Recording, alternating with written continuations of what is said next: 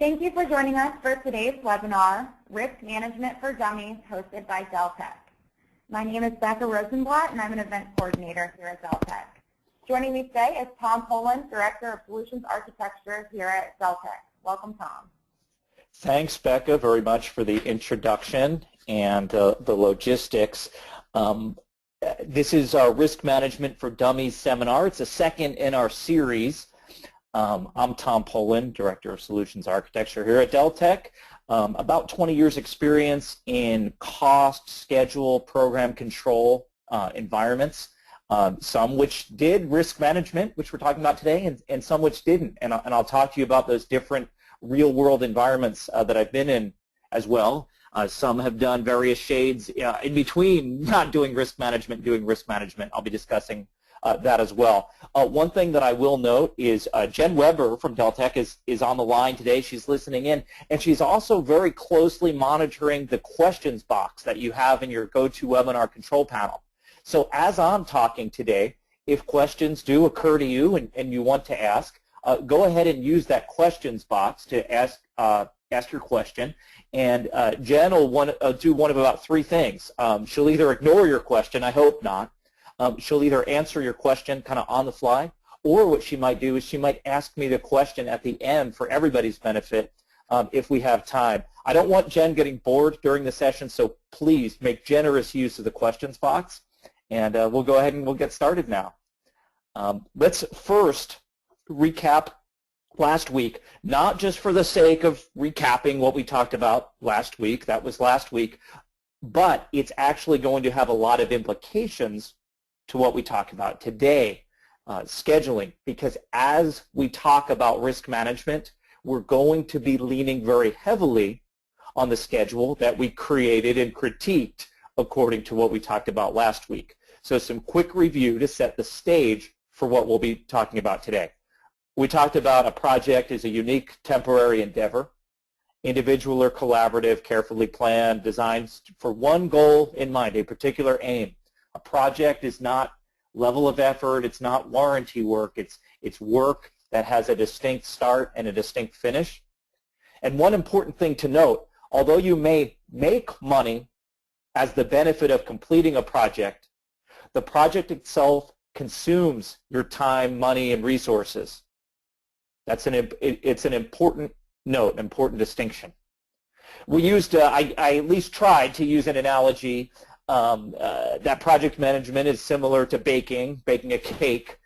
You need to make sure you have the right ingredients and the right quantities of those ingredients, things that I personally don't do very well, and then to plan for the anti-plan, knowing the things that can and maybe will go wrong as you're baking the cake. And that science, that art, is what we'll be talking about today. And one thing, one very solid takeaway from the session last week, these are both in the presentation last week and we've embedded them here on this slide, is the 9 leading indicators of successful project execution. These 9 schedule quality metrics are leading indicators as to whether or not your schedule should be successful. Now, mine here has a few reds in it. Maybe I need to do a little more work on this plan before I consider it to be my schedule and to be a schedule that's ready for the type of risk analysis that we'll be talking about today. Just another recap, just to show you where we are on the roadmap here. One concept we introduced last week is this project maturity framework. We call it our S1 to S5 model because it has items labeled S1 through S5. S1, the base, we talked about that last week. That's why it has that purple check mark over it. That's developing the schedule with whatever methods and principles and tools that you use today to develop your schedule.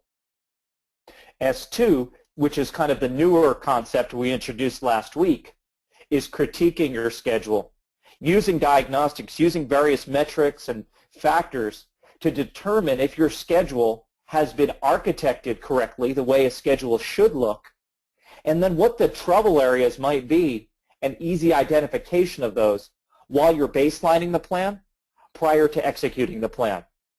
This is that windshield view, looking ahead and seeing what's out there on the road. Is there congestion? Is there an accident? Or are there just some potholes up ahead? And what can I do now when I'm looking through the windshield to make sure that I don't run into that accident, run into those potholes, and slip on the ice? Traditionally, scheduling and performance management can be very backward-looking.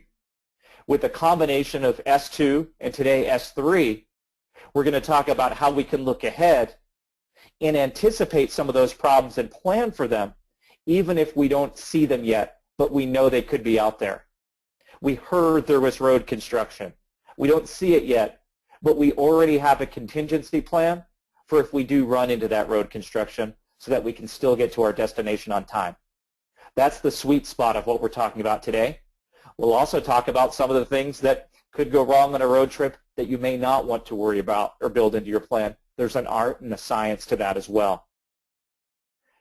Further down the model, areas we'll touch on today are the S4 optimization piece. When that risk-adjusted schedule doesn't get you to where you want to go on time, what can you do about it? How can you find the efficiencies so that you can both deal with the problems and arrive at your destination on time? And then S5, this kind of runs throughout. This is presenting your team with the information that they need to approve the plan and have confidence that both their plan and everyone else's plans are conspiring together to get your project executed on time. This includes the project stakeholders, including the customer as well. A level of transparency is essential running throughout S1 to S4 so that everyone knows where we're headed, what time we're supposed to be there, what problems we might run into along the way, and how we're going to resolve those problems.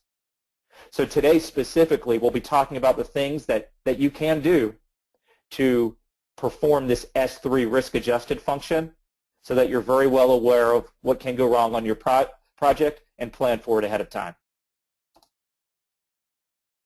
Risk is not a four-letter word. As I mentioned earlier, I've been in environments that have shied away from risk and saw it as an unnecessary task, maybe an unnecessary expense. I also will say the minority of projects that I personally have worked on in 20 years, the minority have finished on time. The majority have finished late and spent more than they intended on spending.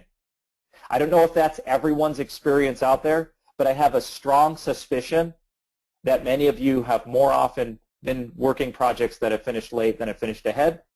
It's sort of the nature of the animal. We'll talk more about that and why that happens. Ultimately, as we say here, it's a process of improving confidence and certainty in your finish date. It doesn't necessarily mean that you're going to finish when you need to, but it's improving confidence in the date where you almost see as the inevitable finish of the project and understanding what that is by bringing awareness to the risk factors, the things that might derail you. And only by bringing awareness to those factors have you identified them to a level where you can mitigate them. So let's talk about schedules and kind of the underpinnings here and why scheduling is not risk analysis. Schedules, tremendous tool, great tool for forecasting. Proven time and time again. When I say schedules here, I mean critical path method or CPM schedules, where activities are logically linked with predecessors and successors.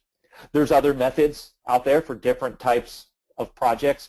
We view CPM as the best solution and a solution that'll fit almost any industry that's project-oriented. Now, one of the cons here is this best-case scenario factor. And I alluded to this a couple minutes ago as to why scheduling isn't risk. Our nature, for one reason or another, our nature is to be very optimistic and to state that when something takes 5 days, we believe it will take 5 days, but we're often not considering the things that may make it take more than 5 days. We don't try to be pessimists, generally speaking, because if we made a list of all the things that could go wrong on our road trip from, I don't know, New York to Los Angeles, the list would be as long as the trip. Anything could happen to the vehicle. Anything can happen from a weather perspective. Completely unforeseen circumstances could take our few-day trip, 5-day trip, say, into a 2 or 3 week trip. There could be illness. There could be, all kinds of problems. There could be an earthquake close to our destination, shutting down all kinds of facilities. Now, we can let some of those things keep us up at night, or we can focus on the ones that at least maybe have a 1% probability of occurrence or greater. So that schedule itself, that 5-day schedule, we're probably not going to do it any faster. But there are a number of ways that we could end up having to do that trip more slowly. People tend to think about what the duration would be if nothing goes wrong. That is what we believe and still believe that people think the program manager and the customer want to hear, and it may very well be what that customer wants to hear, but they may also wish to see the risks and assumptions behind those durations. Is that the pie-in-the-sky plan, or is that a very realistic plan allowing for a certain amount of risk? Those are questions that are going to come up during a schedule review. And what we'll be talking about today is the ways to have answers to some of those questions. And getting to those answers, it may be less complicated than you think. Throughout every principle, every practice I talk about today leverages CPM scheduling. This is something that I didn't always understand about risk management as a science. I thought it was something different. I thought it was a completely unique set of skills that I didn't have that would be needed to do a full-up risk analysis. I was wrong. What we're talking about today leverages CPM. The methodology we support and endorse is called the Monte Carlo simulation, where instead of running that schedule one time, as we do in practice and we expect to do when we set up the schedule, we're going to run the schedule thousands of times with all different scenarios, find out how often this schedule does or doesn't meet its finish dates. But we're going to do that behind the scenes using computers, but present the information in a way that humans can understand. The goal here is an accurate plan that has taken risk into account instead of ignoring it, and hopefully still shows a path to complete the project on time.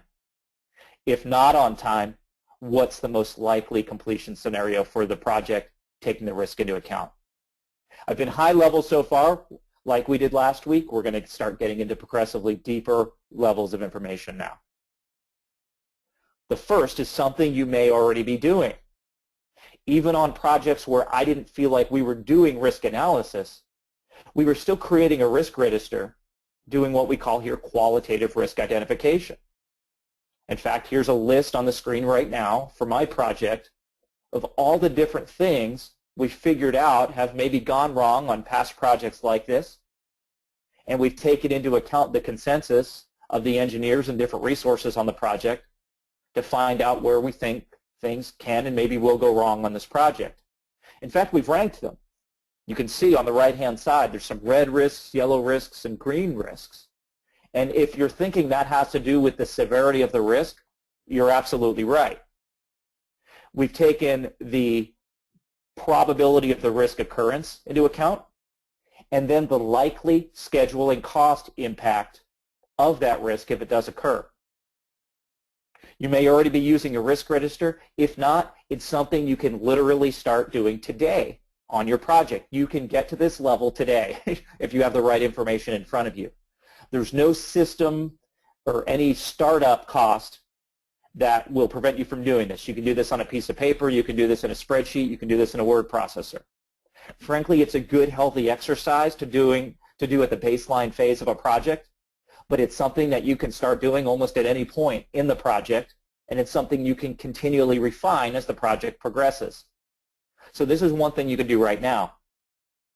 Now, if you don't do anything else, and I'll be talking about some of the other things, there's limited product from this. It's a good input, but what we don't know from this is where these individual risks are actually going to come to haunt us during execution. In other words, it's a list, and it's a good list, but it's not yet tied directly to our plan. More on that in a few minutes. Let's talk about this probability impact grid. This is where those scores came from. Each risk on that matrix, and I'll flash back to the matrix real quick here. We have this probability column. Each of these probabilities has a weight, in our case from 1 to 5, 5 being the heaviest weight or the very high. And then schedule and cost each have their own weight as well from 1 to 5.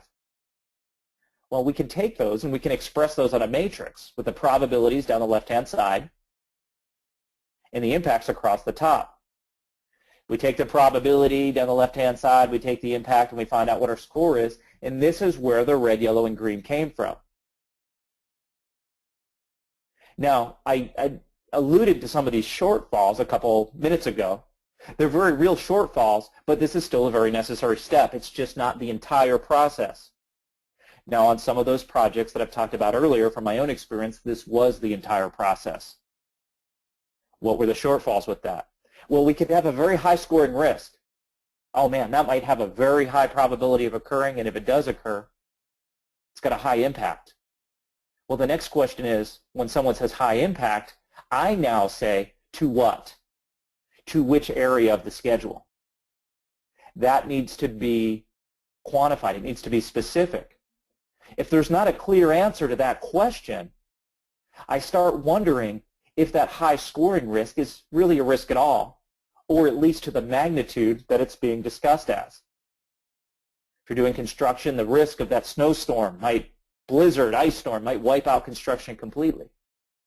The question is, well, how often does that really happen? It could be very, very catastrophic. Or are we doing construction in a way or a location where that really wouldn't be a problem at all? In other words, be specific. Which areas of the schedule would that really hurt us? Is it a fraction of the schedule in reality? Or would it really run throughout the schedule like everyone's worried about? It might be either way, but we're looking for a method to be able to connect those dots and show the true impact of the risk that everyone's panicking about. Maybe there should be less concern than there really is. Now, the converse is also true. A low-scoring risk, something that doesn't seem to be a problem for most people, maybe a risk of staffing, having the resources required to get the work done. Everyone's a little bit concerned about it, but no one's panicking. They're being optimistic that they're going to have the resources when they need them. Well, what if there ends up being a staffing shortage across the board, across the project? Another company's come in and stolen all of our labor. They paid everyone very attractive rates. Now we don't have staff. Everyone was a little concerned about it, but when it actually happened, it kind of happened to everyone, and now we're almost dead in the water. Well, no one was talking about that risk. They were talking about this winter storm that everybody was excited about, and it turns out this just small risk that was in the back of everyone's mind could end up being the most catastrophic risk on the program. Now, I'm glad that everybody brought up these risks. The next step will be to connect those dots and figure out if the low-scoring risks really run rampant through the program, and the high-scoring risks would really only affect us in one or two areas for not a whole lot of impact. Now, before we get into that and some of those particulars and connecting the dots, let's pause for a moment and ask why we're even doing this. This is good. We've talked about some cool things so far. We're setting up a risk register now. We're trying to think in the back of our mind which risks really are going to be the high risks and which ones are people are just excited about that really aren't necessarily going to derail our project. But I know what some of you are thinking, because some of us think alike, and these are some of the same things that I was thinking, is we really only need to look at and manage to the critical path. And that's where we need to focus and just make sure that everyone's on track with the critical path. One very high-profile project I was on used to do this every Wednesday afternoon. We would only look at the critical path and talk about the factors that can influence it. What we weren't doing is talking about those 3rd, 4th, 5th, 10th non-critical paths, which did have risk that we weren't discussing. How do I know it had risk that we weren't discussing? Because ultimately those non-critical paths became my critical path. In fact, the critical path changed almost every single week. What did that mean? Was it the luck of the draw? Was it a roulette wheel? No. We weren't anticipating the fact that things were going to go wrong in other areas of the project, driving higher durations, making those paths critical. It was a surprise every week. Every Wednesday morning, the project lead, the technical lead, would come to my desk and wait there until I had run the new critical path based on the status.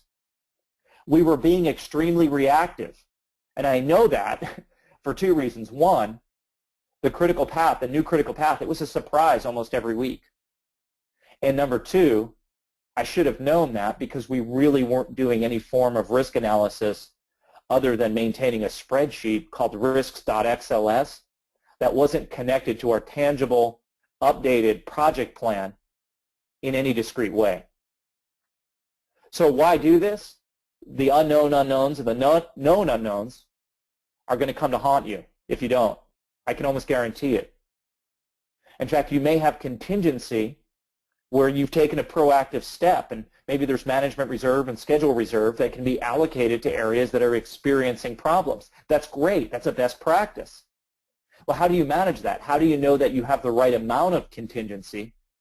That's another question that good risk management can help answer. It makes things more realistic, which generates team buy-in. Hey, we understand. We see the list. We see where these risks are mapped, and we think this is a credible view of how we'll execute and what can go wrong during execution. Let's talk more about that. I've given you a glossary of terms, and the reason we put this in here is not for me to read all these. I'd love to. That would be fun. But I'll highlight a couple while we're on this page. But we're going to be sending you this presentation as well. So these are terms, some that you may be very familiar with, some not. We didn't make any we didn't make any assumptions or guesses, so we put a lot on here. There are terms that are used in this presentation, some maybe that we won't emphasize as much, but they're terms that are good to understand as you may be approaching your own risk endeavors. Will you be using all of these from the outset? No, probably not, but they're terms to be familiar with. Terms that I've used already today are contingency. We'll be talking mathematically what that means. Criticality, this is something where, kind of like that picture I just had up on the screen, where something isn't on the critical path right now, but in your risk model, it might be critical a certain number of times, a certain percentage of the time in program simulations. So now the question becomes, well, what are my critical paths? And where are my high criticality items or my hidden critical paths? Risk score, we talked about that. Risk register, we talked about that. So anyway, I'm not going to read all of these, but this is a good list of terms to be familiar with as you approach and begin to understand risk analysis. These are in our Risk Management for Dummies book, which if you haven't seen, I'll be showing you where you can get that too at the end of the session, completely free of charge. We've highlighted a few here. I'm going to press on here and talk risk-adjusted P schedule. I don't know what that means. Well, I didn't used to know what it means.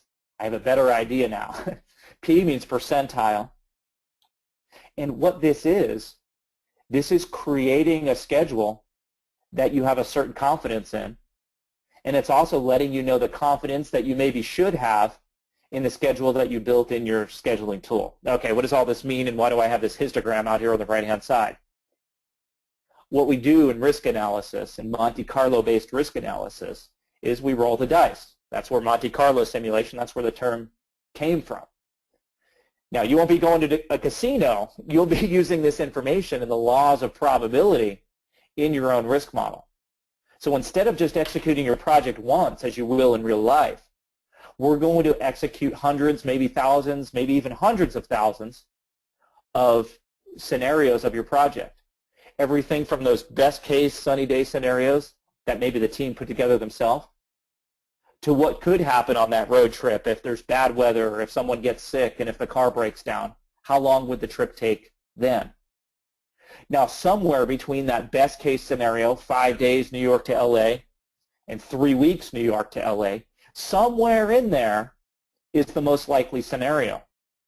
So we're going to simulate that project or that road trip thousands of times, and we're going to see what dates you typically arrive at your destination or get your project done. And that's what that histogram means. It has a series of dates along the x-axis here, and then there's histogram bars around these different dates. This tends to work out as a bell curve. You tend to have a very low probability of your absolute earliest date and a very low probability of your absolute latest date. And the net, or the most frequent probabilities, tend to be around the center. It's usually not this perfect a bell curve, but this can certainly happen. So for this project, there's a slim chance it'll finish optimistically on January 19th. There's a very small chance that it'll finish late March timeframe. And these top 3 bars here are all centered around the mid-February timeframe.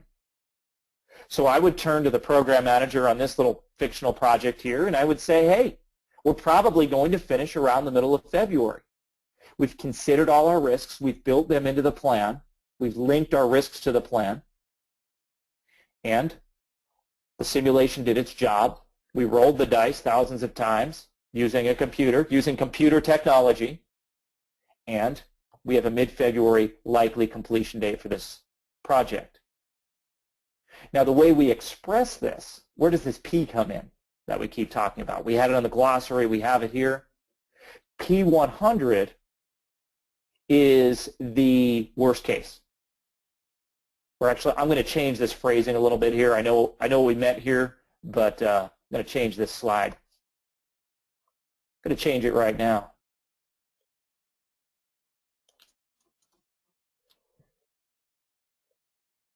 How about that? We're absolutely going to finish by the P100. There's a 100% probability that we're going to finish by the P100 date. That's the date that's furthest out to the right. All our simulations fall within that territory. Now, P0 is the best case. That P0 date might have anywhere between a 0 and 1% chance of being met. Now, somewhere in the middle, this is where we tend to dwell. Somewhere between P50 and P80. That's a little healthy dose of pessimism on the right-hand side of our bell curve here, but not all the way out to the worst-case scenario. So many customers want to know what your 80% chance, what your 80% date is, that you'll have an 80% chance of meeting. They're willing to take the 20% risk that you won't meet that, but they want to know with 80% certainty when you think you'll finish. If they want to be more aggressive, they might look for a P50. Hey, give me a 50-50. Give me a 50-50 date for my planning, for when I know I'll need to pay you. Or if they absolutely positively need to be as conservative as possible, they might say, hey, give me your P100 date. Give me your worst case date. Tell me when you absolutely positively will be done by. Give me that information with a 100% certainty. That date is going to be further into the future.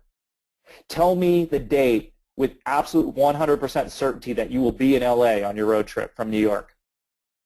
That's what they're asking for when they ask for P100. So you'll see this a lot. You'll see this further in this presentation, and as you get more into risk analysis, you'll see what's your P50, what's your P80. Now you know what that means. If they say P100, give it to them straight. If they say P10, you might need a miracle, but your simulation might show that there's a legitimate chance, a 10% chance of meeting that date. Now there's an art to this, and there's a tip here. It's not a rule, but there's a tip. Don't hold your execution team to the P100 date. Hold them to the date in your schedule. Understand the percentage associated with that date. Maybe it's P50. Maybe it's P75. Manage the team to the more aggressive date. But as we say here, secure your funding and negotiate your terms based on your risk-adjusted scenario, whether that be a P50 if you want to be more aggressive, P80 or P100 if you want to be a bit more conservative. But there's an art and there's a science to challenging the team to produce results that aren't necessarily anticipated, but that everybody would be delighted by. Let's talk about some of, as we build this risk model, let's talk about some of the approaches that are out there, things that you may have used, and they're not terrible, but we do have a list of cons associated with each one of these methodologies. Number one, you could risk load just the critical path. Hey, let's think about that. Those are the activities that have no float. If they slip even a single day, our finish date slips a day, let's manage risk to that path. The team could be very focused on that. This can actually be very quick to do. And we're using our CPM schedule to derive the critical path and then risk adjust our critical path. Now the con for this, you should already know because we talked about it, those non-critical paths are the ones that will come to haunt you, and they will quickly become the critical path. So we could risk load them when they become the critical path. That would be very reactive. We could risk load all paths in the schedule. That would be very proactive. and might prevent some of those non-critical paths from ever becoming critical. Now there's another method here that we see used quite often, which is to create a summary schedule from our 10,000, 50,000 line schedule so that it's easier to risk load. So that instead of assigning risks to hundreds or maybe thousands of tasks, we just have a 100 or 200 line schedule that represents large chunks of work. This makes facilitation of the workshop easier. People can see the schedule from the 40,000-foot view. The problem here is your schedule is your schedule for a reason. Your schedule has all those little paths in it, all those little ways to get to success or failure in it. And by creating the summary schedule, you would be obscuring that. You'd be putting blinders over it to where your summary schedule might be very optimistic. It might look like a very easy way to get from point A to point B. But in reality, there's all those little things along the way that could come to haunt you. So we don't like that. We don't like having a separate model. In fact, if you're audited, that could be viewed as having a second project plan or a second set of books. And that's not a good thing. That's not a good thing to have. So our own approach to risk modeling is predicated on the schedule that you're using now, while mitigating the problem you can run into if you have 50,000 or 100,000 activities in your schedule. The way our tools work and the way that our methodology works, tools aside, the way our process works and the way the tools complement that process is to give you the ability to work top-down, either with your work breakdown structure or other fields or factors you have in your schedule like location or responsible manager for your activities. Now the way we like to do that, looking at this hierarchical schedule model that I have here, this is organized using the work breakdown structure. We can set our risk temperature using these sliders. We can set it at the top level, like we have here, to light red. But then down here, this top side activity, we've set to green as an exception. So when we moved the entire schedule slider to light red, we actually moved all 100,000 activities to a light red risk condition, which means we planned it aggressively and we're concerned about the durations. Now, durations that we aren't concerned about, we've gone through by exception and changed just those rankings. This gives you the ability to risk rate a 10,000 line schedule, maybe by only moving 50 or so sliders, depending on the complexity of your model and frankly how much risk there is. Never will we have to move 10,000 of these. We're always going to be working top down, even at these intermediate levels, and then changing the lower levels by exception only. This allows you to create a tremendous amount of risk information very quickly. It helps avoid outliers, which can compound to hurt your risk approach.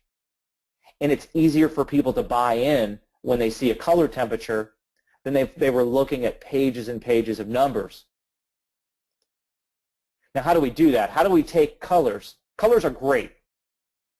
Red versus green, terrific. How do we take that and how do we translate that into these actual uncertainty distributions that we need to do risk analysis? Well, we apply these colors, and these colors are represented by the terminology here. We apply these colors to numbers. This is the science right here. Now, when we talk to the team, do we want to talk about the science on every single activity? No. We want to talk about what each of the colors is, and then prior to that meeting, prior to that workshop, we've assigned mathematically what each of the colors means. Now, our software gives you suggestions, but there's certainly many, many different ways to set this up, and we allow for that. We think that should be allowed for whatever solution that you're using. One of the key principles here is we're not setting dates. We're setting durations, and we're letting your schedule do its job because the activities are sequenced.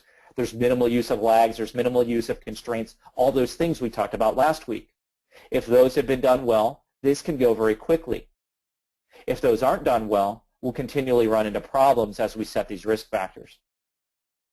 The important thing is we don't spend a lot of time here. We spend the time up front with this. When we're working with the team, we're talking temperature, we're talking colors, We're not talking percentages and distributions. This helps people do risk management without having to be risk scientists. We'll put on our scientist hat up front, but then we'll set that in motion and have the team have real conversations where the outcome of that conversation could be red, yellow, or green. That's something people can understand, and they're actually doing risk analysis when they're having that conversation because of what we have set up in advance. Let's talk about quantifying risk events. This goes back to that risk register. There's some good stuff here. I'm not going to talk about all these. I'm going to talk about some of the keys here. Your risk is going to change and evolve over time. Your risk isn't the same at baseline as it is halfway through program execution. It may be more of a risk halfway through, or once you pass St. Louis, you're not worried about those thunderstorms and tornadoes that were supposed to come through on your road trip. Might be mitigated at that point. In fact, you may have mitigated it by taking an alternate route because you saw the weather was that bad. You may have mitigated it by speeding up and getting through St. Louis before the weather was supposed to hit. Or you might have mitigated it by getting new windshield wipers. All kinds of different ways to solve a problem. It's just a matter of what you think the cost of that risk is going to be, and that risk might change over time. Don't be afraid to accentuate the positives, the things that can go right, the opposite of risks, the anti-risks, or as we call them, the opportunities. The opportunity of good weather, the opportunity of not having rain as you drive through St. Louis and being able to maintain the speed limit or a comfortable margin above the speed limit. Maybe there is some opportunity there. Maybe a new route has opened up. Probability scale, these are some of the semantics that go into that 5x5 matrix that we've talked about. Just mapping what a very high schedule impact means in terms of percentage. A very high impact on a road trip might be 1 day. A very high impact on a 5-year project might be 5 months. So calibrate those impacts to the type of project that you're actually performing and what sort of time scale that your project itself falls into. On a 5-day road trip, hours can make a difference. On a 5-year project, hours aren't going to hurt you unless risk flows into hours day by day by day, and those impacts will compile. So make those impacts relative to what you're talking about. Now we talk about these black swan risks. Low probability but an extreme potential impact. You have to be careful when using these because you can, risk of an earthquake during that road trip. Yeah, there is some chance, and some roads might end up being destroyed and landslides and all kinds of problems. But how often does that really happen? Now, if it does happen, my trip might be canceled. I might never make it to Los Angeles. I might need to turn around. But that might be a once every 5 to 15-year event. Maybe I don't need to consider that in my risk register because there'd be bigger implications if that happens to the entire existence of my trip. So be careful. It's easy to spend a lot of time on these and not think about the more mundane things like a flat tire, running out of gas. Let's talk about mapping these risk events. This is that union of the risk register and your actual project schedule. This can be called risk drivers or some other terminology that's out there. We tend to call it risk drivers. This is where you need software. We like when you use our software, but I will say you need a piece of software to be able to do this that supports this. And the reason is you're going to take that spreadsheet-oriented risk register and you're going to integrate it with the CPM, critical path method schedule in detail, leveraging your WBS, the same way we set those risk sliders earlier. So we have hurricane here and we have labor strike. Well, those are two different things that might affect different areas of your project.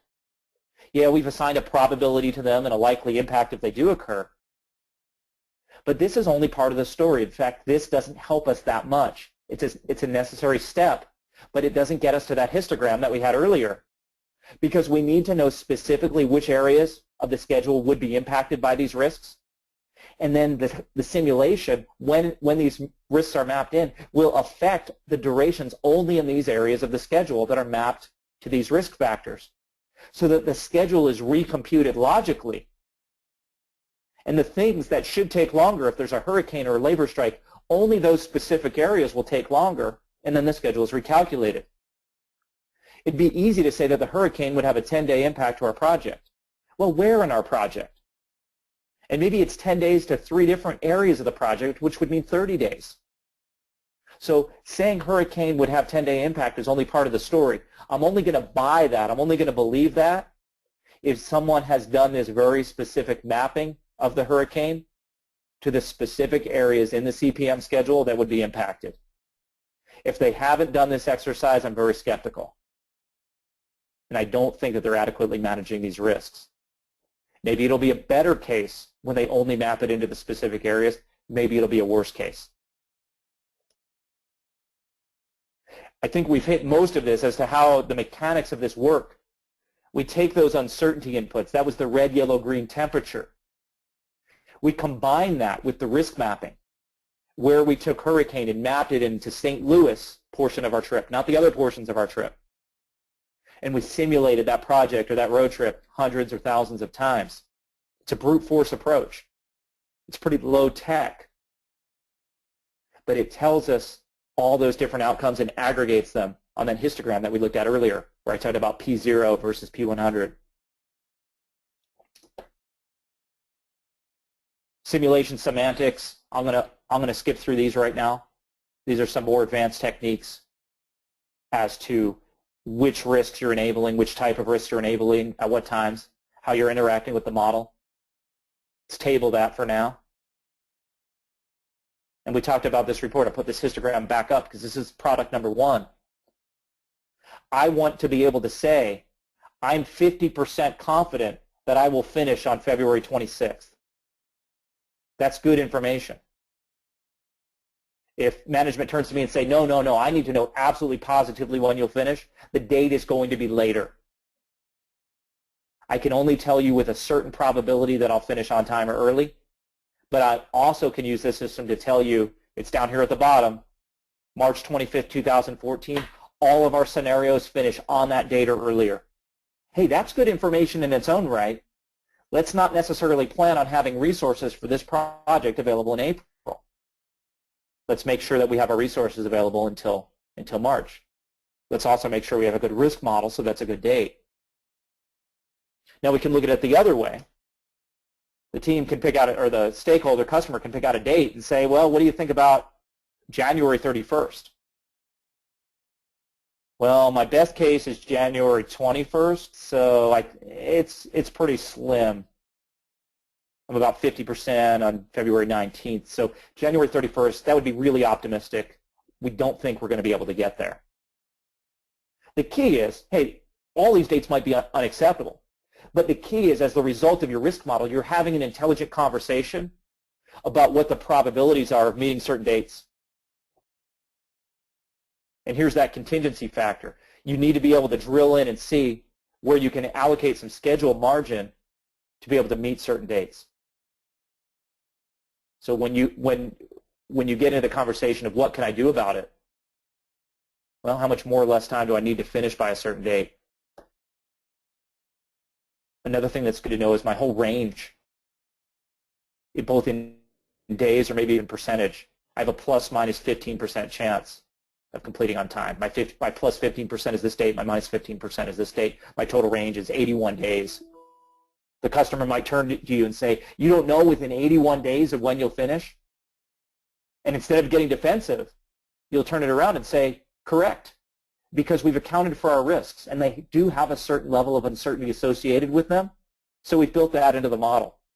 That would be a really good answer. That would be a really good confident statement to make, is acknowledging the uncertainty and showing them that you're measuring the uncertainty and that you have that locked down between the best case and the worst case as to when you'll finish and the different percentages along the way.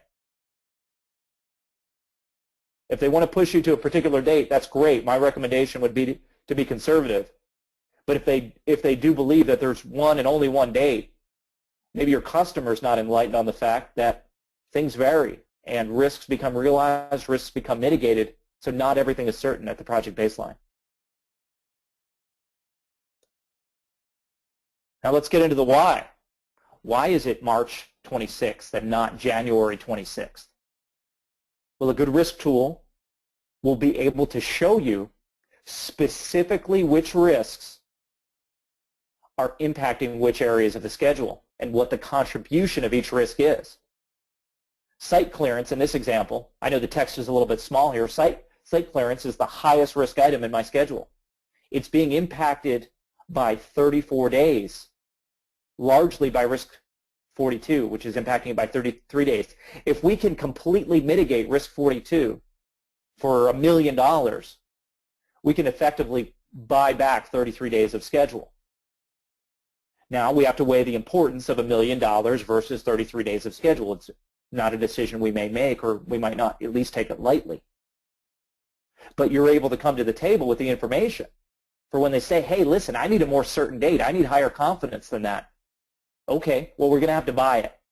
We're going to have to buy mitigation of risk 42. We're going to have to buy mitigation of risk 9. Buy it with money, the right resources, new equipment, whatever you need to be able to mitigate these risks.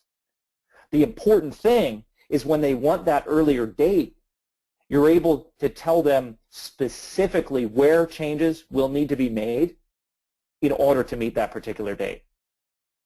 Without a simulation, without something that supports risk drivers, you won't have this level of information. With this information, you've got power because you know exactly which risks mitigated will lead to how much schedule efficiency. And that's your first step towards optimization. Taking that pessimistic plan and turning it into something that's achievable in the time frames that the customer wants and expects. As you're mitigating, as you're running different scenarios, you want to be able to show a comparative analysis of where you were originally, which is the unmitigated risk here in the blue. This is the worst case scenario. S-curve has the highest dates. Compared to the red, which is where we've mitigated risk, we have 115 days of efficiency between the two at about a 50% probability. It looks to be largely the same through all the different probability ranges. I'm getting a little more technical here and I'm painting some broad strokes, but what I want you to understand is you want to be able to show the time efficiency from risk mitigation. It's very easy to say we're going to spend $1 million to mitigate the hurricane risk. Well, how much time is that actually going to buy me? In this case, 115 days. Hey, that's not bad. I'll spend $1 million to get 115 days back. Well, what if it said 5 days? No, that's less important. That's not worth my $1 million. Let's find a scenario or a mitigation strategy, maybe with some of the other risks, that'll buy me more than 5 days, something closer to the 115 days that I have here. Without running this comparative analysis, you're almost shooting in the dark. You're spending mitigation and hoping. If you run the comparative analysis, you're going to turn the dollars into time and say the $1 million is 115 days. The way you do this is you mitigate your risks and you run the simulation again. Then you mitigate some different risks and you run the simulation again until you've taken as far as you can or you get the answer that you're looking for. I'm going to talk briefly on the schedule impact of cost risk and why it's important to link the two. Your cost, your rate, uncertainty might be pretty stable. You pretty much know for the type of project that you're building how much it's going to cost. Well, what if there's a one-year schedule delay? Does it become more expensive? Do you have to pay resources for longer amounts of time? Do you need to pay them overtime if you're mitigating risks? Those are things to consider. So cost in its own right might look pretty stable. When you bring schedule risk and delays into the equation, does cost get more expensive in certain areas, but not other areas? Maybe you have some fixed material costs versus some standing labor costs. The material costs won't grow, but the labor costs will. So you want the ability to link schedule risk to cost risk so that you have a more fair and accurate view of how your schedule risk can impact your cost. This must be considered as well. You cannot simply independently manage cost risk and schedule risk. I can almost guarantee that if you have some level of schedule risk in your plan, you automatically have cost risk. You just need a method to link the two. I'll be talking to you about more where you can find more information on that. Now, all this content is derived from Planning a Great Project for Dummies, an actual Dummies book presented by Deltek. The URL here to get that, where do I get the book? You can download it. It's at deltek.com/dummies. Easy to note down to find that. You might even be able to browse to it right now. We have these live seminars as well where we're digging deeper into these concepts. The next one coming up is Cost Management for Dummies. One after that is Optimization and Consensus Building for Dummies. Coming up, Deltek Insight 2014, November 12th to 14th, 2014. We're talking about program, portfolio management, risk management, optimization, schedule diagnostics with thousands of your industry peers. You can check that out at deltekinsight.com. Amazing keynote speaker this year. I don't know how they got this individual, but they did.